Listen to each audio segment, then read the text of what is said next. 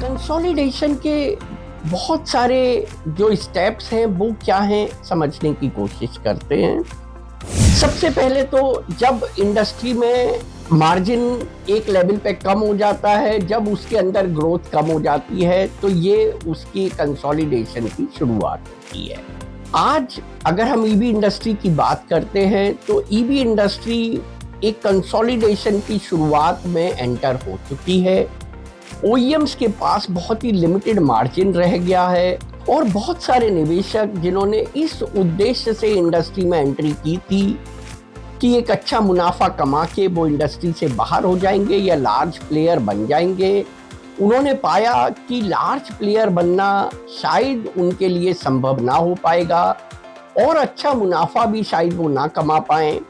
तो बहुत सारे लोगों को अब लग रहा है कि इस इंडस्ट्री से बाहर होते हैं, क्योंकि अब इस इंडस्ट्री में उनके लिए करने को बहुत कम रह गया है।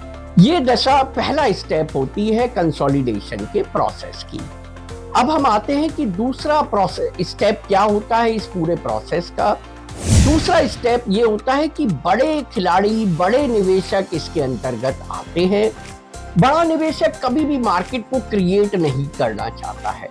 उसे पता है कि उसके पास पूंजी है, एक बार मार्केट क्रिएट हो जाएगा तो अपने पूंजी के बल पर वो बहुत आसानी से पूरी इंडस्ट्री को कैप्चर कर सकता है। यही हमने मोबाइल और टेलीकॉम इंडस्ट्री में देखा।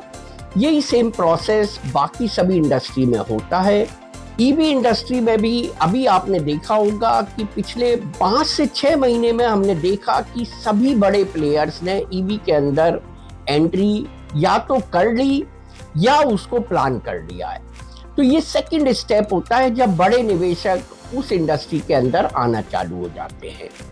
तीसरे स्टेप की अगर हम बात करते हैं तो तीसरा स्टेप होता है कि जो छोटे प्लेयर्स हैं वो अपनी वारंटी, सर्विस, सपोर्ट को नहीं ऑनर कर पाते हैं और लोगों का मोहभंग सस्ते प्रोडक्ट से धीरे धीरे होने लग जाता है।